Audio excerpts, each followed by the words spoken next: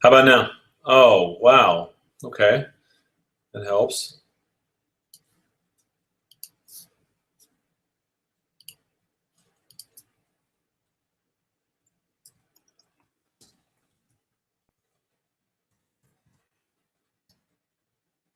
Should be working now.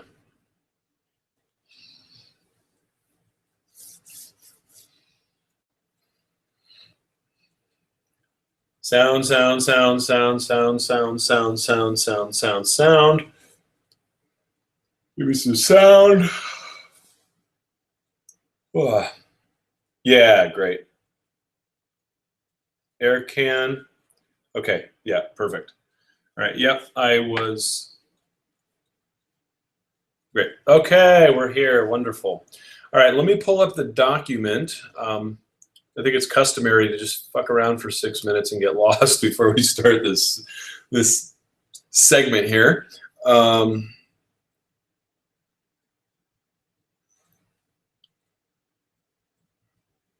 Let's see, going down. Beautiful piece, Lee. Thank you for doing this. 2 types of immortality, children. Great, great synopsis. Okay, so here we are. Let me just check the thread, make sure we're all good. All right, we're in business. So, page 70, something happened along the way when the monkey finally stood up and began to develop prefrontal cortex in the human brain. So I believe in evolution. Yeah, I believe in evolution. I don't think it's distinct from creation. I think life has been evolving from the get-go, and the sentience and the consciousness that permeates all life is just magical and mystical and divine. And I believe in human evolution. I believe that we can evolve parts of our brain to become bigger and stronger and better and more capable and nimble and more moral and more psychic, more empathic, just more of a badass. And so, yeah, I believe in growth, and I believe in the evolution of consciousness and species and physiology to match sentience. And I don't think that those 2 things are distinct from creation, because what was there before the Big Bang? We don't know. We can't answer that, and it's life's great mystery. So, I think people get really tripped up on that. I think there's room for both. 73.4, purpose in life. Many of you may be thinking, great, that sounds good. If I had a purpose, okay, touche. Seems like a pretty big concept. Do you think perhaps people are looking for some big rocket science moment here, when in fact it's completely okay to be a decent human being, kind to others, love your kids, support your community, have interests and passions? How many people are driven by the so-called purpose in life that is clearly defined for them as item X, say finding the cure for cancer? And then what happens if you get there? Then what? How do you define your purpose in life? How do you calm your mind?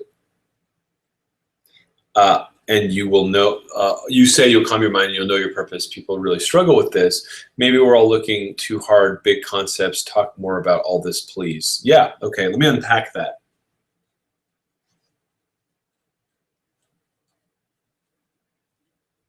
I don't really think that having purpose in life is an end goal that anyone should give a shit about.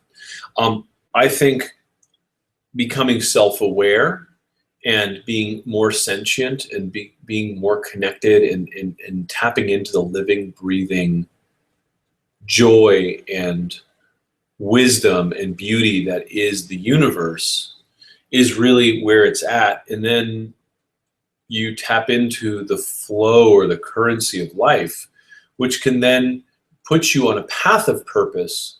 But yeah, I mean, say if I find the cure for cancer, I might die a year later because now I've lost my purpose.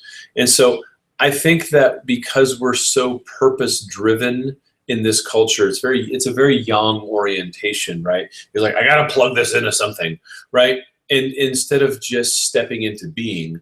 And so I agree that, being a decent human and being kind to others and loving your kids, that's a powerful path. And that's all you really need, so long as you're happy. So the question really becomes, why are people not happy? And that really falls back on why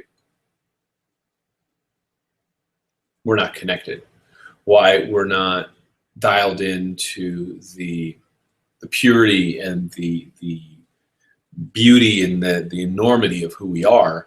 And once we learn to do that, then the rest of that stuff, again, like I said, it becomes self-evident. It's really hard to say, go find a purpose, but it's easier to say, harder to do, it's harder to practice, but it's easier to say, sit on your ass and follow your breathing and understand how you react to things and get a better sense of that so that you can have a better sense of self.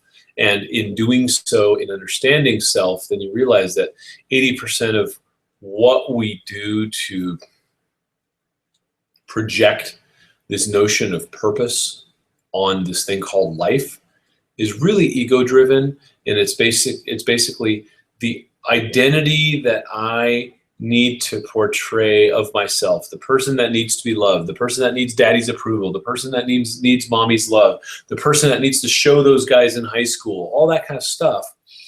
That person is sitting there filtering this purpose conversation and dirtying the waters to the point where it's just murky. It's filled with ego, and it's just filled with things that aren't true and real. So my stance on that is go find yourself, and then all of these other things are self-evident. Trying to find purpose through the filter of ego, I think, is folly. Sorry, I scrolled down, I lost you. Okay, I like this. We are not our minds. Daniel Amen talks about automatic negative thoughts. Causes of that brain junk would be diverse, all kinds of stuff, nutrition, neurotransmitters, childhood trauma, brain development, neural networks, etc. Why does all this stuff go on in our minds if it doesn't serve us? So all the traffic lights in Los Angeles go through a central computer system that's monitoring if anything goes down. It's watching to gauge traffic flow. It's trying to keep the city running in a way that's more efficient so people can get on with their lives and get home and not get into accidents. So a lot of the noise that you will perceive in your mind is reflections of synaptic firings in the brain that's just processing a lot of stuff. Like, hey, I just did this, and that changed a lot of things in my relationship with time space, and that is sending all sorts of computational signals up to my brain to make micro adjustments, and that's just part of the game. So that's part of the human experience, and it's amazing that I could even stand here and speak by exhaling and vibrating these two cords that are horizontal in my throat that modulate the exhale in a way that formulates sounds that you perceive as words that have attributed meaning that then help you understand concepts. I mean, the whole fucking thing, it's wow, right? And so if you look at all that, then you start getting into linguistics, and you start getting into the essence of what words are and what these sounds do and how they evoke emotions. That's when you start getting into like the juicy stuff of who we really are, and that's when it's really fun. So they do serve us. We're just annoyed by them, I think would be my answer to that. Whereas if we understand what's going on, we like the data coming in. Like the guy in that like traffic control room isn't trying to shut off monitors because he doesn't want to know. He just understands how to have context and understand that, this is a smooth, hey man, this is a smooth day, high fives, no accidents and less traffic. That's pretty cool. Let's talk about immortality. Do you remember that you have been through a number of cycles visiting this earth? Excuse me. Through all my incarnations. I could remember 3. I've done hypnotic regressions, and I've gone back in meditations, and I could remember 3 distinct lifetimes that feel like distinct lifetimes. And I was a different guy. I was like in the 1800s. I was a Dutch sailor. I was at some point a Chinese Taoist, actually, abbot in a different monastery, and another one where I was actually a Persian peasant, and was wronged by the king. And so these are all potentially hallucinations in a process that went back deep into aspects of my psyche, and kind of brought these things forth. I don't know why the hell I would be a Dutch sailor ever. So, you know, there's a lot of kind of cross validation to some of these stories with things that, you know, I've done with other people and not disclosed, and I see them and I feel them. So, you know, I think that's the best I can answer that. Is this like how the Tibetans have chosen their chosen people? They show up as kids who know far more about things than is considered normal, hence they are already an evolved being. Yeah, yeah. I mean, the fact that I have a distinct gnosis of an incarnation where I was a Taoist abbot, and that I walked in and I found a very rare individual who had studied under multiple lineages and then brought me in under a Taoist abbot in Los Angeles, California, is probably not arbitrary. And it just felt like home. And I walk right in, and you know, and everyone's like, "Dude, the kid's a natural."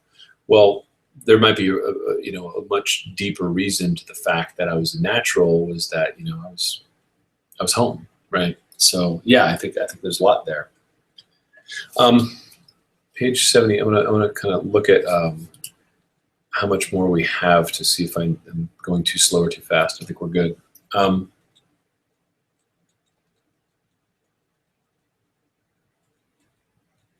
It's as if people believe that our spirits come into physical bodies, hover around while they do the physical thing for 80 years or so, and then go back to the pearly gates and hang out with God again.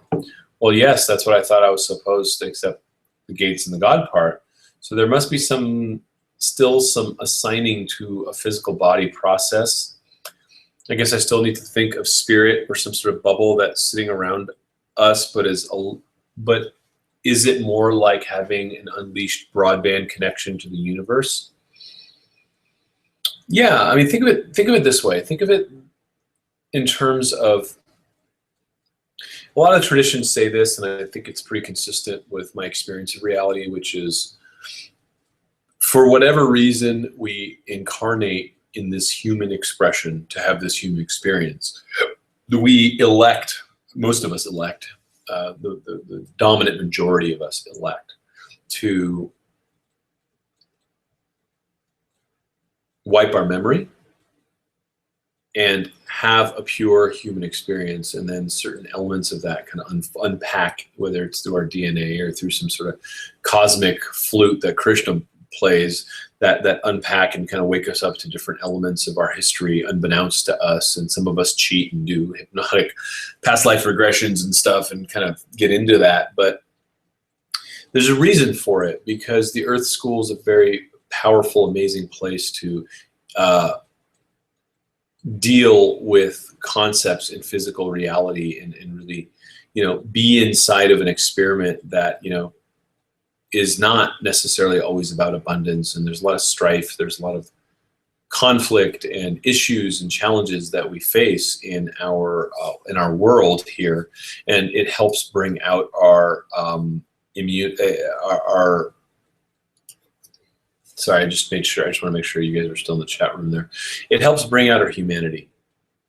And that, to me, is really worth wiping your memory so that you could have a new experience and learn a new part of yourself. And that's really, you know, and if you follow some of those theistic tradition narratives of this, is God's trying to find himself through the individual expression of himself that is you. And wiping your memory and coming in and doing that is really part of it. And we're always tethered to our spirit. But yeah, yes, the unleashed broadband connection to the universe is easier when you're disembodied. But most of the ascension lineages in the schools say that there's nothing more powerful and beautiful and radiant in the universe than an enlightened human who has brought it and incubated it and grown it and lived it and touched it and felt it and been it through the human body, and really connected to the universe in all those ways. And then when they do that conscious exit, they're, you know, their fiery ball of beauty. So I think that's all I'll say there. Page 76, when we become aware of our internal dynamics, we begin to make contact with the infinite source from which we all come. Please explain this a bit more. Yeah, it's in line with what I just said, which is tapping into the person in the control room, watching all the screens, realizing you're not the noise, you're not the screens, and realizing that information is coming and going, puts us in a position where then we say, well, whoa, then who am I and what am I doing here? And what is this whole experience? And can I change that screen? And can I move that around? And can I put in some more screens here? What else can I look at? And it becomes a rabbit hole that will put us into an experience of reality that is endless. And we really start tapping into the infinite nature of our query, of our inquiry into these things, which really drive us to ask and keep asking, because there is no answer, because it's just so magnificent that the more we kind of grasp and feel the like multiple facets of this marvelous thing called reality, the more we are just in awe and the more questions we have. And that's okay. A lot of people, when they first start, panic because they realize that, you know, shit, they're getting further and further away from the answer. But what the real game entails is getting better and better questions and deeper questions, which help you understand who you are in this scheme of things. And I think that's a much more, it's a much juicier approach. And I think it'll really help to kind of shift to that perspective.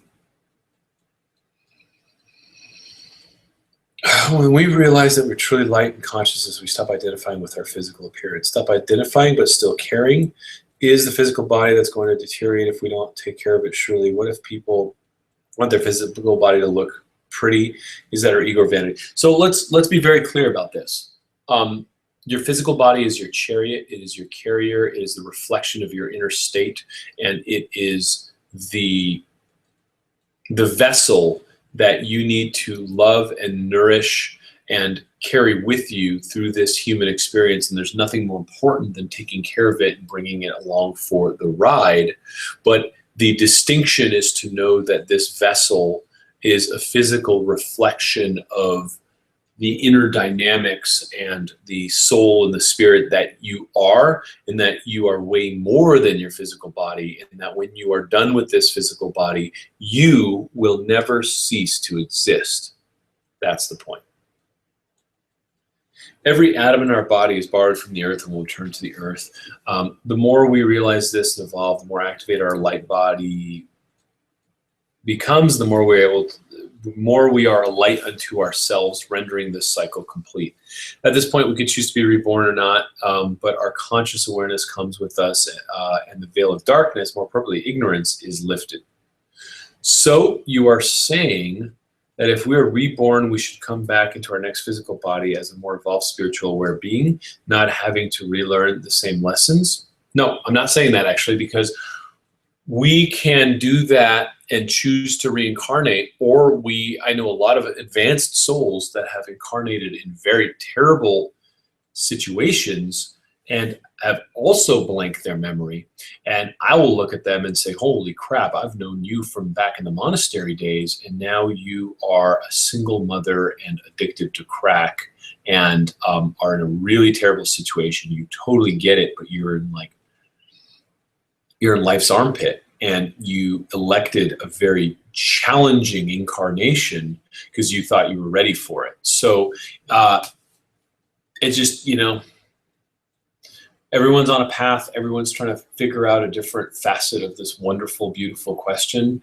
And it's just, the more we learn about it, the more we learn that we can't judge people. And they're all just spirits trying to have lessons and homecoming and understanding. And some of us are just not getting our lessons, which means typically what that means is, you know, you're going to reincarnate and try it again, whatever. And it doesn't matter, because there's no such thing as time, and you can do it as much as you want. You can do it as often as you want. The universe is infinitely patient.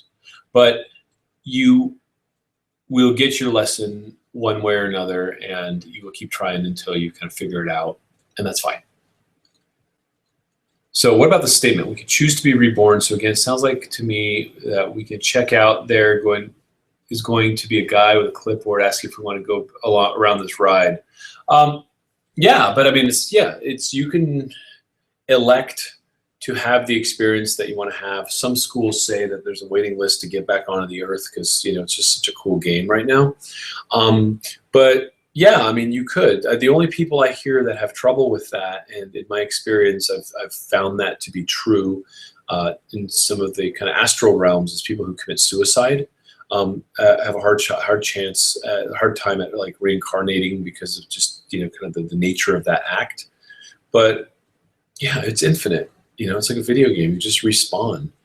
So the question is, what is this life, and what is worth doing, and what, you know, why are we doing it? If you were asked right now, if you were asked right now, what would we all say? Sure, this is a hoot, or no, actually, I'm not really tired, so I'm done with this stuff called life. Are you saying we get to decide? Yeah, I mean, you could go jump off a bridge right now. But what does that do for you, right? Yeah, you have free will, you have agency, you can do whatever you want. So the question is, what the hell do you want to be doing with your time in your life that's going to make it worth it? Both my children surprise me at times, my son with his intuition, kindness, my daughter with his wisdom and language beyond her age. When she was young, two complete strangers told me with a smile, she's been here before. They're still just normal rat bag kids, though. This is a journey, however, and I would aim to lead and teach by example. Any comments on these concepts in relation to our children? Yeah, learn from them. They're less confused in a lot of ways. They're more pure, and help create a reality that allows them to question everything, have wonderment, and continue to have that wonderment, to understand that the world is their oyster, and to use that as an opportunity to grow, evolve, and really live fully and with passion. So your job is to not extinguish that fire in any way, and your job is to give them opportunities to learn more about themselves and engage in life fully as much as possible. And that's through books, it's through travel, it's through people in your world, and it's just through, you know, good, loving, caring experiences with mom. Okay, I'm coming back over to the chat room. I'm done with that. Okay.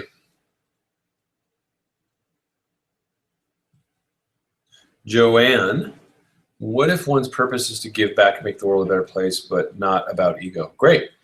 If that's what your actual purpose is, and you have conviction and you feel that, you know, the center of your being, and you really, you know, you live that in a way that feels true to you, then absolutely. I mean, that's what I do. I just, you know, I try to be of service every day of my life. And some days, you know, I do that at the cost of service to myself and my own health and my own body, which is, you know, a lesson a Taoist always needs to learn, is take care of yourself so you can take care of more people. But yeah, I mean, it feels good. And so again, do I identify with it? So, you know, am I like, oh, I'm Pedro, I'm a global philanthropist, or, you know, do I just shut up and keep doing what I'm doing? And that's also a piece of that, right? And so as long as my identity or my ego doesn't cling to that, then I know it's clean. Lisa's action reaction. You said that at some point when I was talking, so I have no idea what the context is. So where was your spirit between when you were in these past lives and the present one? Is the idea that you're always in some physical body? No,